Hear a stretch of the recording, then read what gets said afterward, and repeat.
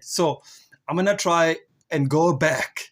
All right. So I'm going to take you back to the days of when the vote of no confidence, the man who survived the most vote of no confidence, okay? It is the former president, Jacob Zuma, who has survived 7 motions of no confidence, all right? So the first one was in August 20. I'm going to go back to March the 18th, 2010 was the first vote of no confidence. Remember, he came into office in 2009. In 2010, he faced his first vote of no confidence. He faced the second one in 2012, December. The third one was in the 17th of March, 2015. He faced the fourth one on the 1st of September 2015. Then he faced on the 1st of March 2016. Then 2016 again, 10th of November, he faced another vote of no confidence. He faced another one in 2017, August the 8th. And of course, that was the last one that ousted him. Of course, there were a lot of issues that were surrounding the vote of no confidence. Nkandla being one of them, the landing of the Guptas at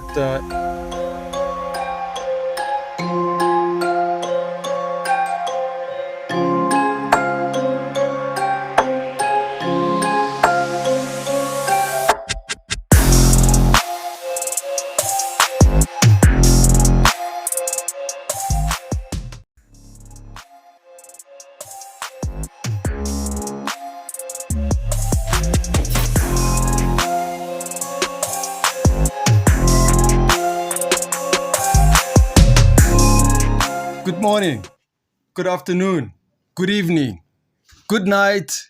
Thank you so much for joining us. This is the Free Ride Podcast. I am back, baby. Damn, I've missed you guys, man. Thank you so much for all the likes, all the shares, all the comments. I really appreciate it. I've seen so many of you guys subscribing. Please continue to subscribe. Tell others about the Free Ride Podcast. I truly appreciate it, man. All the comments on TikTok have been mind-blowing. Thank you very much, you guys, man. I really appreciate you guys on that platform.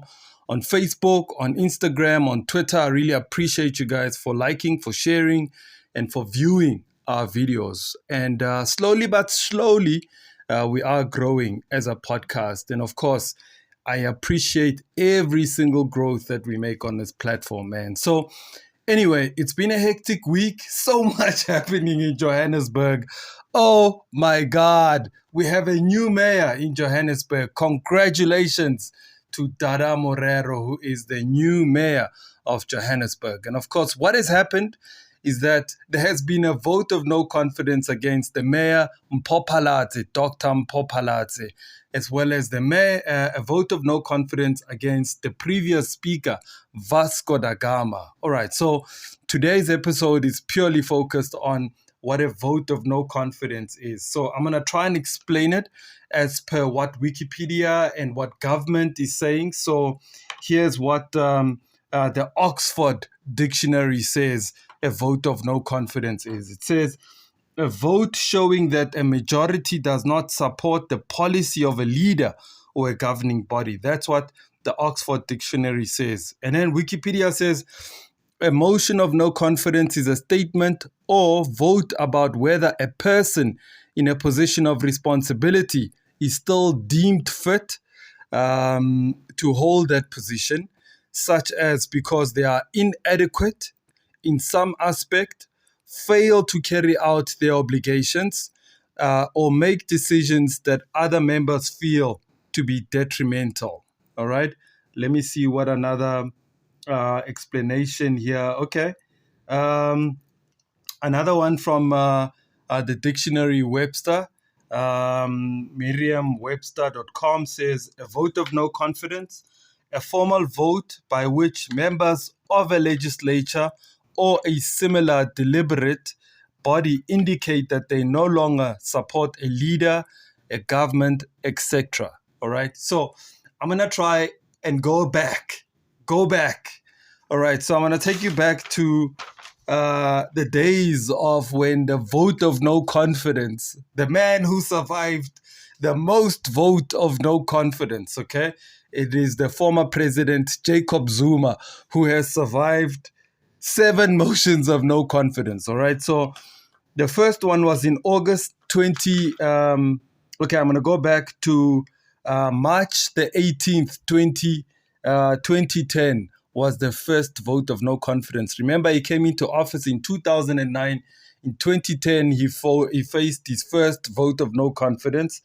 He faced the second one in 2012, December. The third one was in the 17th of March, 2015.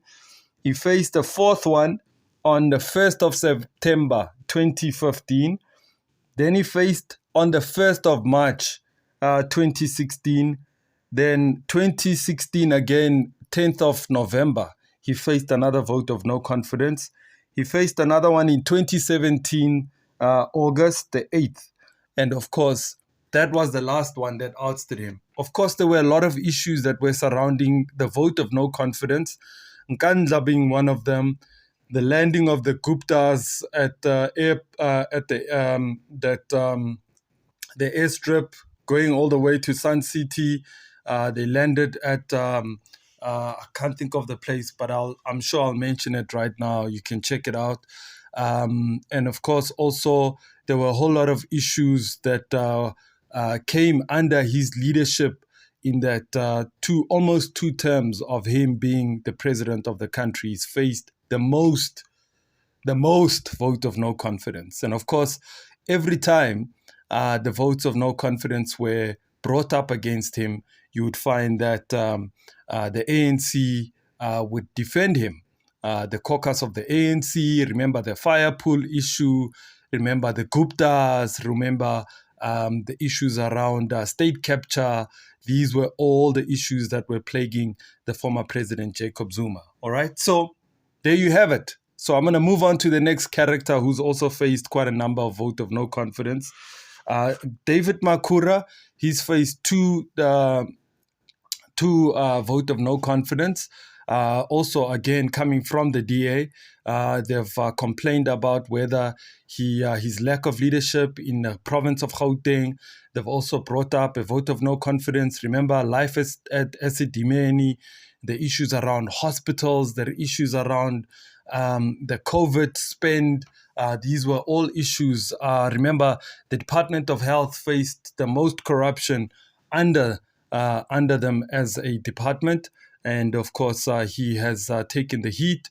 We've seen the fall of the former MEC of Health, Dr. Bandile Masuku, who has then asked to relieve himself, or he was removed for allegations that were brought up against him and his department under the PPE spending. So then a city that faced a lot of vote of no confidence in the past as well. I want to take you back to, if you remember, Solim Simanga, who's the current DA leader in the province. He faced vote of no confidence against him. And the issues that were brought at the time, one of them being that there was a 12 billion rand scandal around Glad Africa. If you remember, that scandal was quite huge. And look, nobody's saying anything about that 12 billion rand scandal around Glad Africa anymore. So some people tend to get away with corruption. And sometimes we as the media, we tend to pick up and sensationalize issues, and then these issues actually don't find themselves anywhere. Like we've seen currently with the state capture, that so much has been brought up on the state capture, and yet we have seen no arrests at the moment. So Solim Simanga faced 2 votes of no confidence. And of course, the next guy who faced a vote of no confidence is Stephen Mokhalapa. If you remember him, there were issues around the water crisis, the issues of power outages in Tshwane, and of course there was another Tshwane property scandal that came out under his leadership. And of course, there was a tape that came out that leaked. I think he was busy with a secretary or a junior member in his office. So it's much about power, but just talk, but just talk. So yeah, of course, he did not sit in that seat of power for a very long time. He was removed, and we've also seen currently the current mayor, Randall Williams. He's facing a vote of no confidence. There's an issue around an unsolicited power bid, and of course, we've seen how the coalition has not been in supportive of how he wanted to allocate this tender or business to a specific power supply in Tshwane. And of course, he might see the axe coming to him quite soon. So much is happening around the city of Tshwane at the moment. We might see him being ousted like we have seen in the city of Johannesburg. So I'll come to Johannesburg in a short while. All right, so let's move over to the province of Northwest, province ya rona ya Botswana. This has been a province plagued by so much corruption, gangsterism, and of course, we've seen a steady decline of all the municipalities being under administration in the province of Northwest. There has been no leadership. I can go as far as to say since Mangope has gone, all the leaders that have come have just been dropping the ball. And of course, this time around, I'm just going to focus on Supra Mahumapelo, who has faced 2 votes of no confidence. One was in 2017 and the other one was in 2018. And of course, one of the issues that stand out for me is that if you remember, there was an issue about his son receiving a bursary of R1 million from Denel. And of course, there's been other issues that plagued Supra Mahumapelo that has been coming out. I'm sure some of you will be able to just Google them, check them. But so much has been coming out against this guy, Supra Mahumapelo. He's been trying to fight back. And of course, we saw at the last conference trying to become the chairperson. Then he pulled back. And I'm sure going into the December conference, he's going to focus on being an NEC member. I don't know if he's got the support of Northwest, but we'll see about that. So let me move over to an interesting city of Nelson Mandela Bay, which has also been plagued by votes of no confidence. And of course, we don't seem to find the leadership that tends to take into confidence the residents of these cities and municipalities and provinces and, of course, the country, who will just make sure that they lead with integrity and who will lead and make sure that they improve on service delivery, improve the lives of our voters, improve the lives of our residents. So they always kept, they keep being caught with either the finger or the hand in a cookie jar, or they kept getting caught for all the wrong reasons. And of course, let's start with the first guy who received a vote of no confidence. Was a DA led administration at the time of Ethel Trollip. And of course, Ethel Trollip was ousted as a mayor and eventually lost his seat. And of course came Mongameli Bopani, who was ousted as well as a result of a vote of no confidence in 2021. So there has been no steady leadership if you look at the last 8 years, 10 years of the leadership of Nelson Mandela Bay, Tshwane, Ekurhuleni, Johannesburg. Mayors don't last that long. So I'll come to Johannesburg later.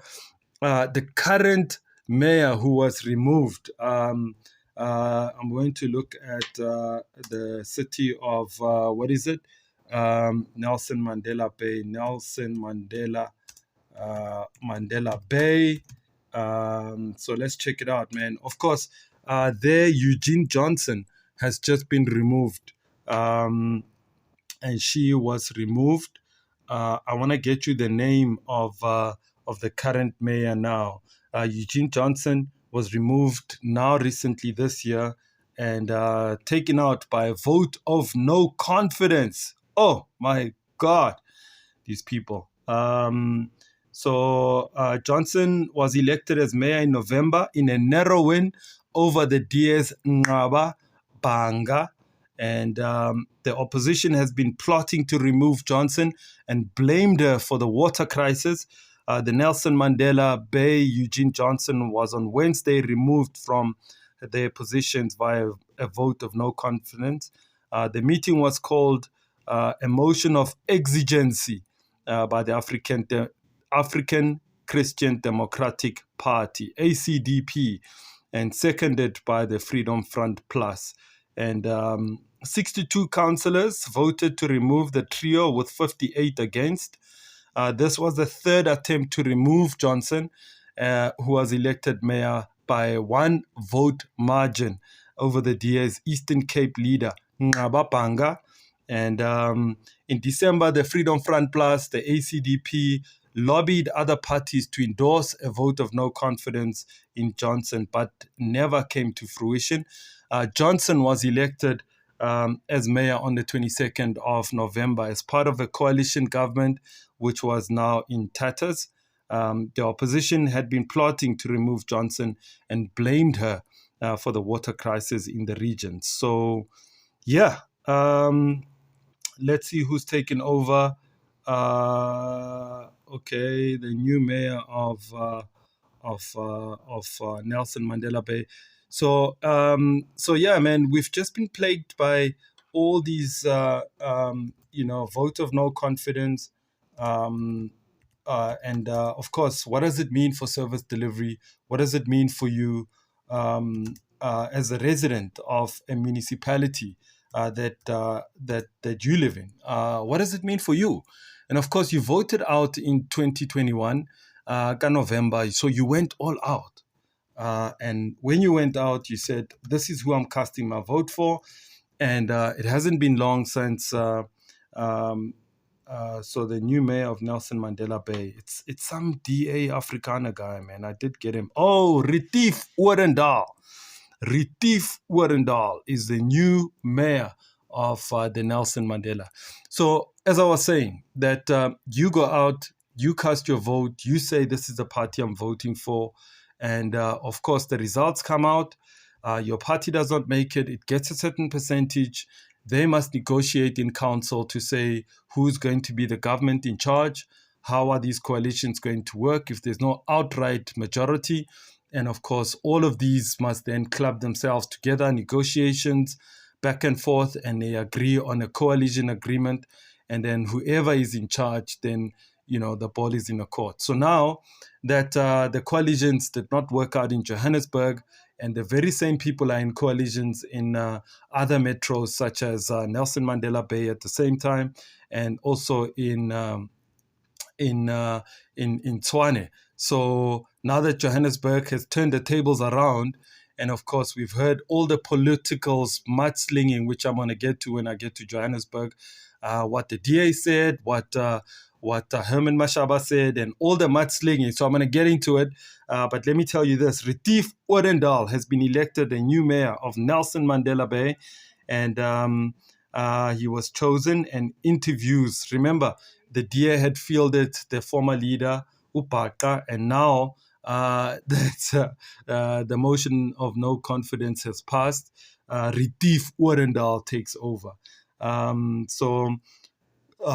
the 28th of July, the DA signed a coalition agreement which aligned it with the United Democratic Movement, Freedom Front Plus, Pan-Africanist Congress, African Democratic Party, and Abantu Integrity Movement. All right.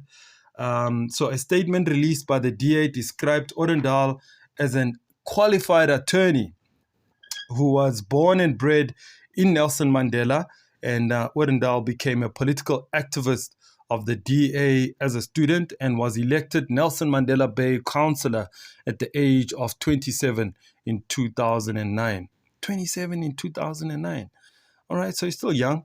5 years later, Odendaal was elected the DA Nelson Mandela caucus leader of the opposition in council.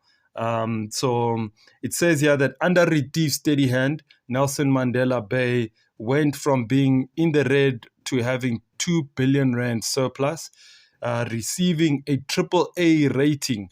The city achieved some of the highest grant funding expenditure in the country for 2 consecutive years. According to National Treasury, awarded the metro additional amounts to 178 million rand and 200 million. So currently, Odendaal serves as a DA shadow MEC in the portfolio of finance and rural development and agrarian reform in the Eastern Cape legislature. Previously, it was reported that the Democratic Alliance in KZN says it will be approaching the South African Human Rights Commission regarding the living condition of the KZN flood victims. Okay, so that's another issue for another day. All right, so congratulations are in order in the city of Nelson Mandela Bay. So I'm going to go back to the city of Ekurhuleni. And of course, in Ekurhuleni, we saw, city of Ekurhuleni. Okay, motion of no confidence. Motion of no confidence. All right, so of course, what's happening in Ekurhuleni was that Zwandile Masina in 2021, that he had received a motion of no confidence. So I'm going to find out in Masina, so that I can read up a little bit about it. Oh, damn, my battery's running low, yo. All right, so dozens of African National Congress and DA supporters are singing outside Ekurhuleni council chambers east of Johannesburg ahead of the motion of no confidence in the city. The city's mayor, Mzondile Masina, the DA says it will table the motion against Masina. Has failed the city's residents. Both the DA and ANC supporters are confident that their parties will emerge. All right. So this was in 2021. We know that after the elections in 2021, November, that the DA has a new mayor in Ekurhuleni. So, of course, your take on all these motions of no confidence, do they stabilize, government? Do they stabilize municipalities, provinces? Do they stabilize service delivery, the work of the legislature, a country, a municipality? So you can pop in your comments right there and tell me what your thoughts are. Me personally, I'll give you my opinion at the end of it. Dozens of, I already read that. ANC supporters are holding placards saying hands off Masina, while the DA placards are saying he must go. And this was sometime in 2021. And also he faced another motion of no confidence in 2018. Can you believe it? The DA says Ekurhuleni Mayor Masina has failed in his mandate for service delivery and clean governance. Masina is facing his first motion of no confidence since becoming the mayor over 2 years ago. This was 2018. And I'm looking at the placards that says Masina must go. Then also, my biggest worry and concern about the how government has become, where there's no practically outright winners, are these motions of no confidence, is their level of energy that parties are putting up against whoever is in charge, be it the mayor, be it the speakers. Is that parties put a lot of effort into putting together these motions of no confidence on the speakers, on the mayors, which by law it's approved, it's allowed, and they are not breaking the law by doing that. My only concern is that just the amount of energy that goes into creating chaos in councils, in legislatures, the banting, the shouting, it's just how it looks on the eyes of young people. Sadly, And I mean, every party has a right to do this. And I'm not going to say that you're not allowed to do it. It's just that how it looks on the eyes of young people, on the eyes of residents, you know, motion of no confidence. I'm just trying to find in Johannesburg so that I can go back. So as I was saying, that it's just how adults look on the eyes of young people when they swear at each other, where chaos breaks, where there's almost fights and fight nearly breaks out. So to the eyes of young people, violence and being aggressive is the way to resolve problems, and it doesn't look good for young people. So young people develop this thing, okay, politicians are doing it. Okay, our leaders that we voted for, when they want to get their points across, they must fight, they must argue, they must, all of that. And I'm in no way saying that parties should not put their votes of no confidence against whoever that's not performing. That's not what I'm saying. And all I'm saying is that it is the manner in which sometimes parties handle themselves in public and how it looks in the eyes of young people. Because already we are a country that is torn by violence. We are a country that is torn by gender-based violence. We are a country that is torn by what we've seen currently is, when protests happen, people break things, burn streets, they put tires in the streets, they burn tires on the streets, and the streets are like, they dig into the streets, they break robots, they break lights, they break infrastructure. They are aggressive in their manner because they tend to see how those who are elected in power tend to react. And of course, it doesn't look well. And remember, this is the perception that some of our leaders are creating. And it doesn't look well on the eyes of the community. And the communities tend to behave in that manner. And then it becomes difficult for us to stop our communities when they are protesting in an angry fashion because they see the politicians doing it.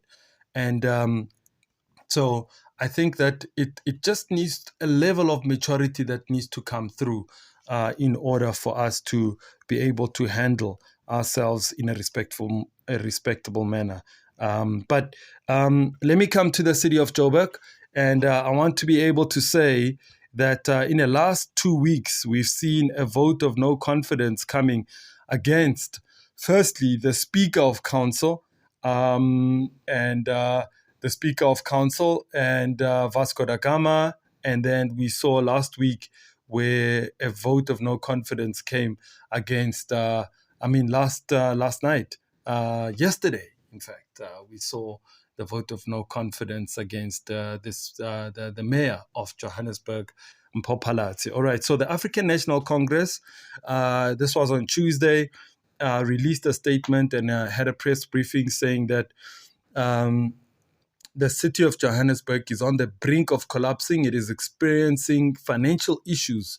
The party says the city underspent its budget by 2.3 billion for 11 months to May this year.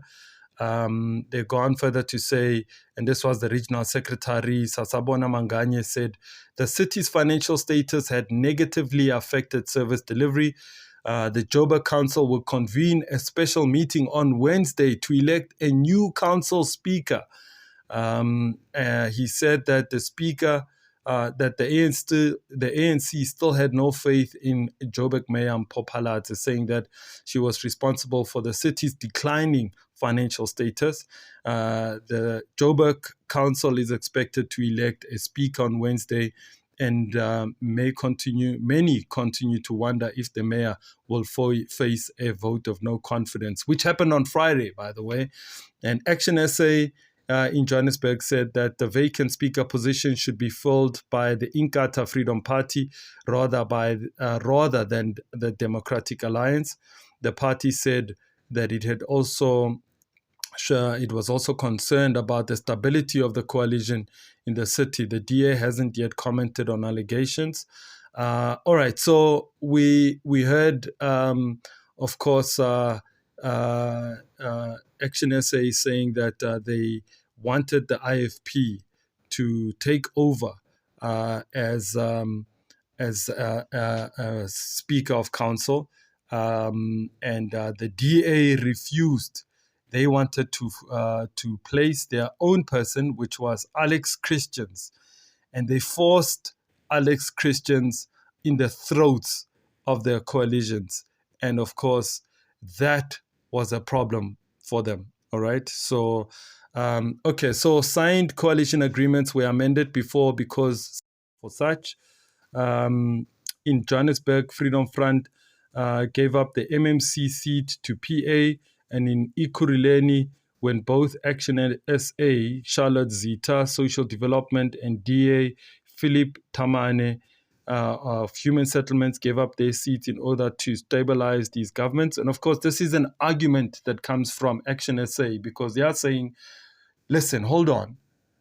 We are saying that the DA must give the seat to the IFP so that we can stabilize government. This is according to Action SA. The DA says, no. We are going to field our guy, and this is our man, Alex Christians. All right? You can check it out. These are the issues that were raised against him.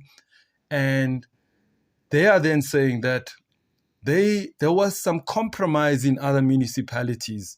And what I've just read now is that the Freedom Front Plus had to compromise their seat to the PA in Joburg, and in Ekurhuleni, both Action SA, Charlotte Zita of Social Development, and the DA, Philip Tamahane, Human Settlements, gave up their seats in order to stabilize these governments. The argument that the signed agreements can't be renegotiated and amended is shallow. So this is what comes from Action SA. JHB was faced with a situation that called for all parties represented in the MPC to go back to the drawing board. The ever pragmatic president of Action SA, Herman Mashaba, proposed a compromise that would have kept the multi-party government in Johannesburg, and the speaker's seat would have been occupied by a coalition partner. All coalition partners agreed with the proposal except the ever arrogant DA. The DA said, we'd rather give up this seat to an ANC-aligned candidate than to give it to a coalition partner and save the MPC. Action SA still voted for the DA's Alex Christians, and of course, they lost by 12 votes. All right, so I'm going to look at some of the comments that came on social media as a result of all this bickering between what the DA said about Action SA giving the keys to the city to the ANC, and Action SA coming out guns blazing.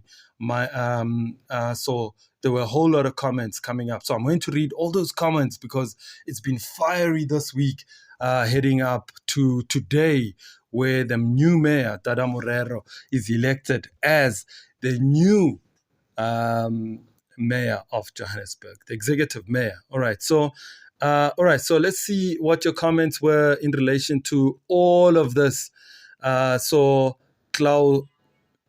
Klazoza says, why did you refuse to give IFP the speaker's position? Now, tomorrow, poor Phalatse is going to be home in an Uber. I hope she resigns before she... I hope she resigns and leave you. So, Michael Mokwena says, coalitions bring instability, and most of RSA parties are not politically matured to participate in such configuration. We are in trouble. If this bickering is anything to go by, Phalatse is gone. Guess what? She's gone. She was not even there. She was in court waiting for court to rule in their favor. And of course, the court ruled it against them. And the motion went ahead. And the new mayor, Tada Morero, was then elected. All right, Black is King says, so you guys actually believe your own statement. The people of Johannesburg is already losing constantly, saying they are on the side of residents. Bylaw transgressions pending since 2022 April, and still no action, and that was from Ira Finch. Alvera says, when has the DA protected Mpo? Why is the DA being under review, including the mayor? When Tony Leon attacked your mayor, it was Action SA who was the first to defend her. The DA took its time. Action SA defended her over and over again. All right. So here's what the DA had to say. And of course, people reacted to it.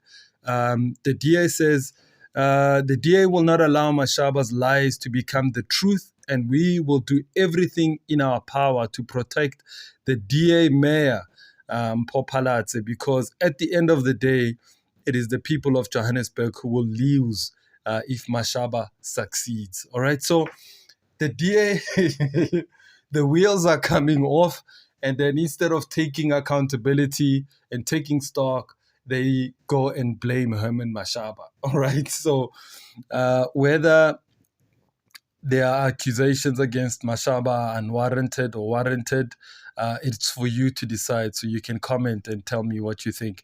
Mashaba started the process that resulted, this is from the DA, that Mashaba started a process that resulted in the election of an ANC-aligned speaker yesterday, just like he did in 2019. His consistent dishonesty risks handing Johannesburg back to the ANC. The DA rejects vitriolic and false claims made by representatives of Action SA, the PA, and COPE, blaming the DA for the failures of Johannesburg Coalition to elect a council speaker. We will not allow Mashaba's lies to become the truth. All right, so they go on to say, the Joburg Coalition Agreement proves that Herman Mashaba signed off a signed off a allocation of positions. His scheme to reallocate positions violated the deal and led to the election of an ANC-aligned speaker. Action SA's dishonesty risks the returning of Joburg to the ANC. So this is all the bickering that was taking place this week, man. So crazy. This is what our politics have become. So let's check out more comments in relation to all of what has been taking place here in Johannesburg. All right, so Mayor Phalatse is at it again, trying to cling to power by obfuscation of facts. Power that is political power is a question of numbers game. You must have majority support in council, legislature, or parliament to lead. Okay, so this comes from the ANC. When the ANC recently in Nelson Mandela Bay municipality lost power through the vote of no confidence, Mpho Phalatse sang her praises for the metro. Today, the boot is on the other foot. And if she had soldiers on her side, she would have called them out of the barracks to come out and overthrow a democratic process. Exactly what part will the Democratic Alliance in democracy understand? Mpho must just chill and be a true Democrat. I was also taken back by the constantly report that smaller parties are ganging up against the Democratic Alliance and its coalition partners. But to put it on record straight, the ANC is the largest party in the city of Johannesburg. Aikale! These are just one of the comments that are coming from people on social media. Johan Kutse says the fact that Action SA, the PA, COPE would risk the coalition government in Johannesburg over positions is all voters need to know about these parties. They are fighting over who get what different extra position. That is it. And all voters should see it for what it is. All right. So, of course, the DA, when a notice of council to sit on Friday at 10 o'clock, they went ahead and they went to court. And of course, All right, I'm trying to read this, and of course, the wording is not right. And of course, this is, the DA going to court and taking the speaker to court about the unlawfulness of the council meeting that said on Friday. He says, it says here that, okay, so she took the speaker of council, the city of Joburg municipality, members of the programming committee. Okay, so it says, notice of motion. Be pleased to take note that the applicants intend to apply to the above honorable court on Friday, the 30th of September at 10 o'clock, is so soon after its matter may be heard for an order in the following terms. The forms, time limits, and serve as provided for in the rules of court are dispersed within terms of Rule 612. In this application is heard on an urgent basis. The notice convening the 9th Extraordinary Council meeting of the City of Johannesburg Municipality on the 30th of September, 10 o'clock, issued by the first respondent to be declared unlawful, invalid, null, and void. So, of course, we heard that the court striked it off the roll, and the DA has no case. And of course, effectively, the motion went ahead, and we saw that Phalatse was ousted as mayor of Johannesburg, and we saw Dada Morero being elected yesterday uncontested. And of course, we saw that he was uncontested with 139 votes that he got. And of course, the DA shouted, screamed, called all sorts of names, shouted like a baby, like they normally do, forgetting that in Nelson Mandela Bay, when they had the numbers, they, of course, brought a motion of no confidence and they gained power. And the ANC did not run to the courts to try and stop the motion from going ahead. So my question to you, South Africans, is whether you think that the coalitions are working and whether you think that the coalitions are the future. And it looks like, by the look of things, many of you don't go out and vote. So come every election, the voter turnout is low. The voter apathy among young people is very high. The number of registered voters who don't go out and vote is extremely high, which means there is a low voter turnout. And as a result, parties that garner as much as they can, some of you to go out to vote, then you find that there's no outright no outright winner in any municipality or in most municipalities, except for the Western Cape and some smaller municipalities where the ANC wins in large numbers. But we see that there's a trend of many of you who do not go out and vote. And it leaves parties with small margins taking power, and then they are forced into coalitions. And when they are forced into coalitions, you find that all these agreements must be done behind back doors to say, Yazindwana, wena, you will get the MMC of finance, wena, MMC of transport, wena, MMC of economic development. And then as they go along the way, there are other negotiations by the losers, the opposition, to then try and win power back. And you find that since the elections in 2021, remember, it's only been November 2021, and then you find that people have not been in office for 9 months. They are not even executing the financial year that they have adopted in their new term of office. They are adopting the financial year that was adopted in 2021-2022 financial year.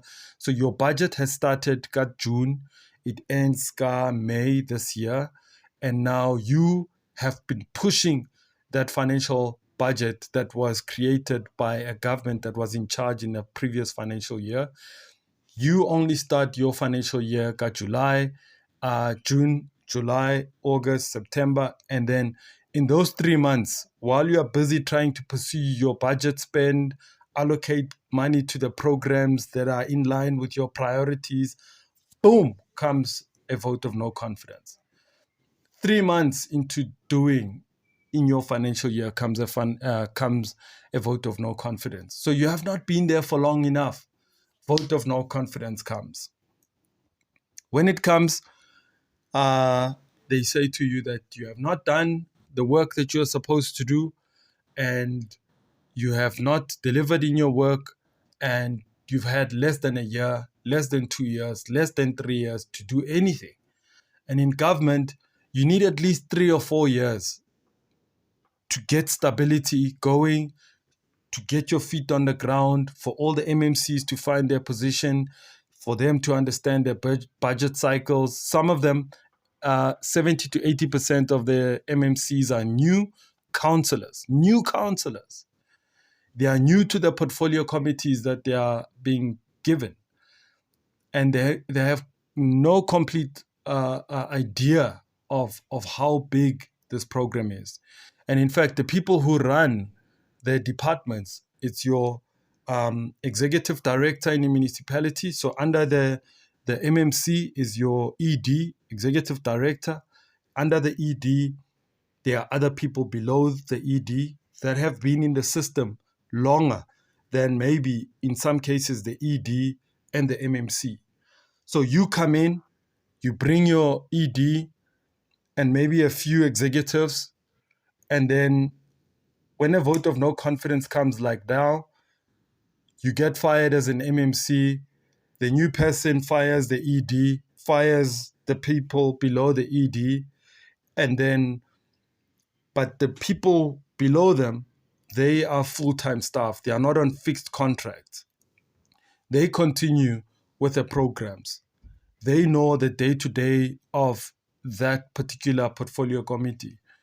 The new people come in, and let me tell you, if you are dealing with 20 billion, 5 billion, 15 billion as a budget for a department, let's say, for instance, a department as big as infrastructure in the city of Johannesburg, which includes city power, Pick It Up, and Joburg Water. These are big entities, and these entities are worth billions.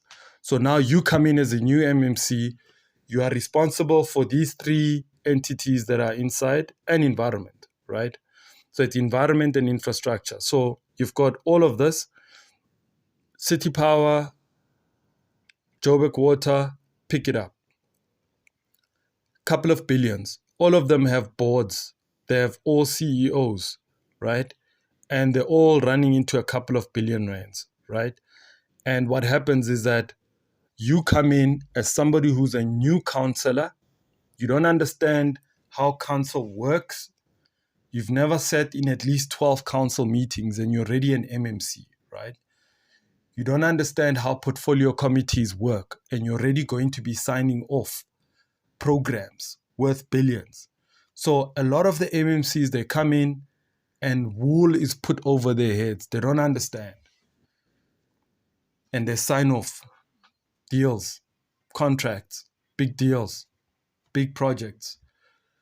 And the officials below them, they understand exactly what's been going on for a very long time because they've been here for 15 years, 20 years, 30 years, and the new ones are being changed quite often. They're on fixed-term contracts like we've seen in the past.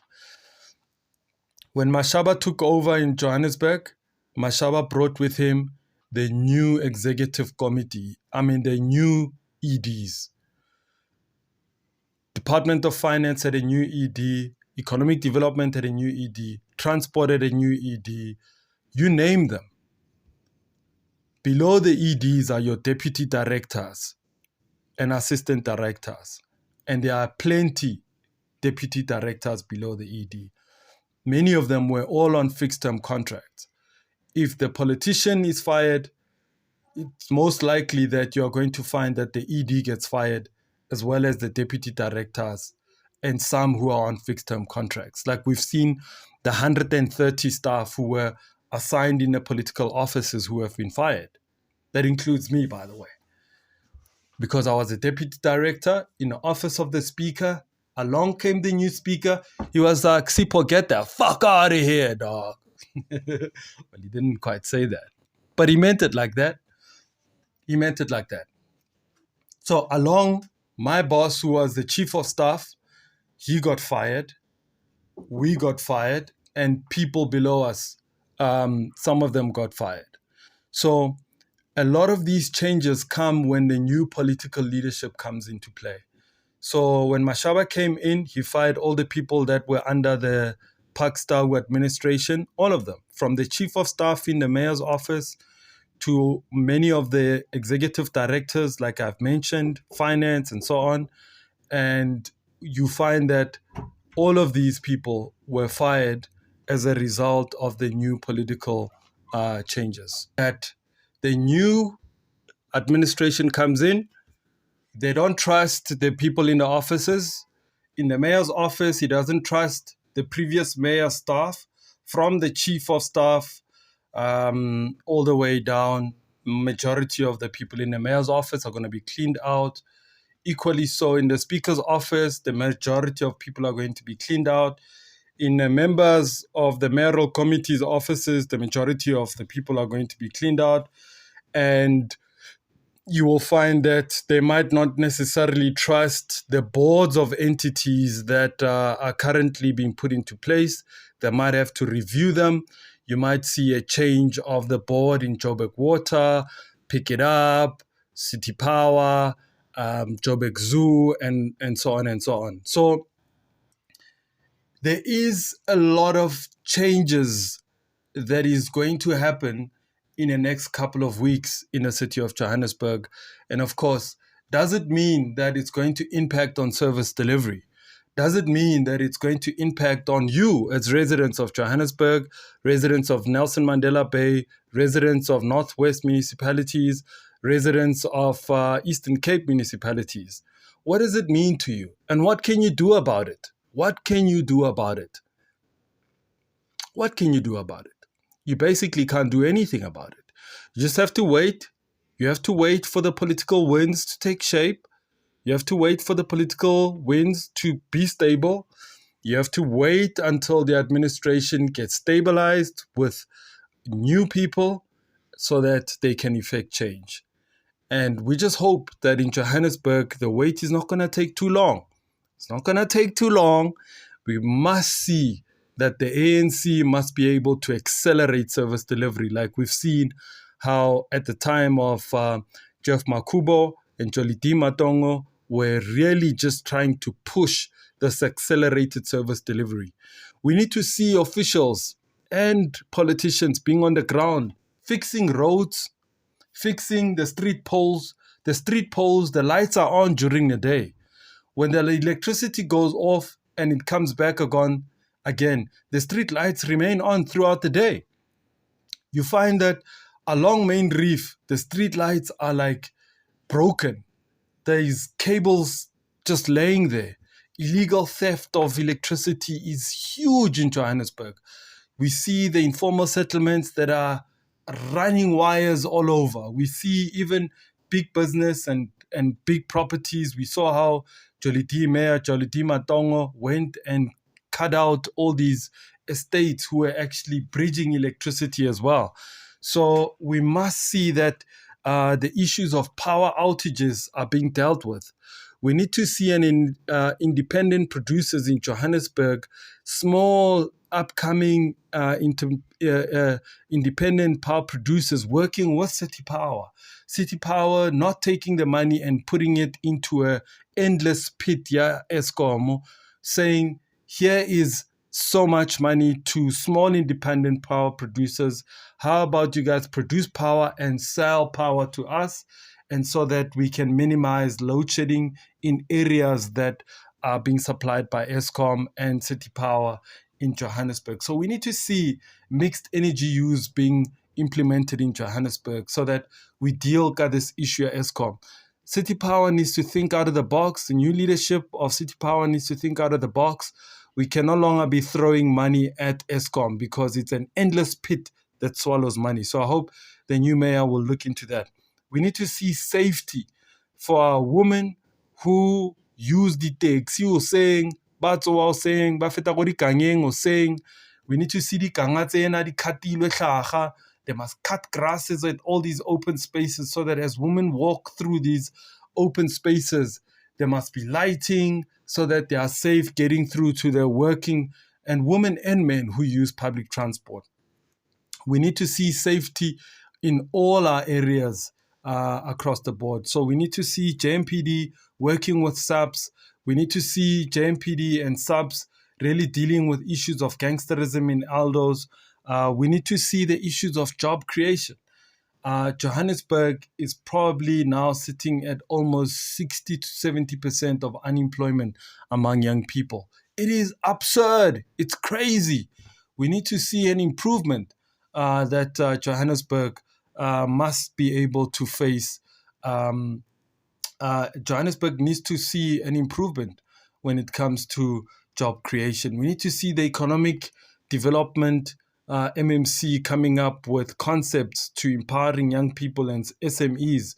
We need to see Mabunda gone. We need to see the informal sector being improved and going to a point where it actually gets formalized so that they can pay tax, so that there is a bigger amount of money that we can get. We need to see these informal traders who are illegal, led by illegal immigrants being dealt with. This Paza shop, they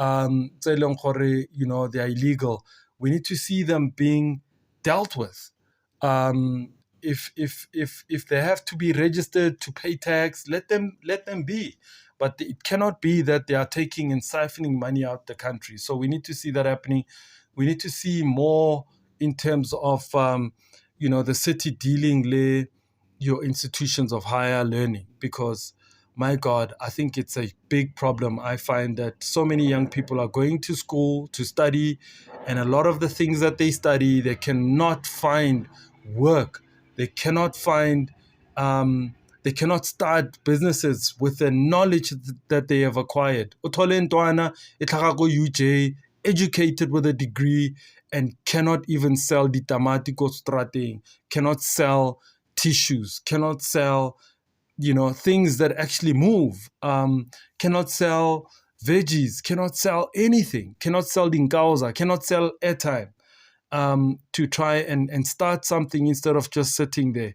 We need to see that, whether institution of higher learning, are they giving the right skills for the amount that they're charging our young people? And parents who get so much into debt for this education that produces young people who are unable to start small businesses in an event that there are not enough jobs being created in the economy. So we cannot say business must create jobs, and yes, they must.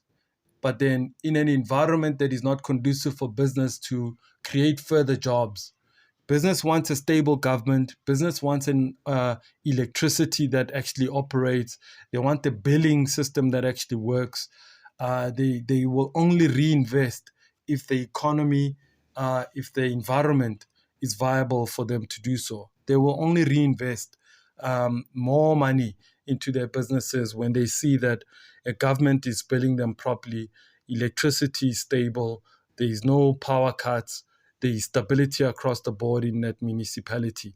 And so in the absence of all of that, we need to see young people being able to create work opportunities in this very difficult economic and environment that we see ourselves in. We need to start seeing the issues of, especially in Johannesburg, the issue of Zama being dealt with effectively. They continue to disrupt the economy of mining. They continue to create problems of digging more holes in these mines that were closed. They are back to business as usual. Many people even say that some of these Zamazamas steal cables and use them underground. So we need to see more being dealt with just this lawlessness that's happening in our country. So I wish the new mayor all the best. Grootmani, Tana Morero, I wish you all the best with your new leadership, with your new MMCs. We hope that you are going to stay alive. We hope that you are not going to leave us. Unfortunately, like we have seen the previous mayors vacate their seats in a very short space of time. So we need to see Johannesburg that's stable. We need to see a Nelson Mandela Bay that's stable, and a Tshwane that's stable, a Ikuruleni that's stable, Northwest municipalities that are stable. Can we just see that our leadership on all levels grow some maturity to ensure that government runs effectively? So I wish you guys all the best. This has been the Free Ride Podcast. I appreciate you guys. Thank you so much for watching this. Continue sharing this podcast. Continue telling people about it. And of course, this has been the Unfiltered Truths. And this is how we do it, man. Boom!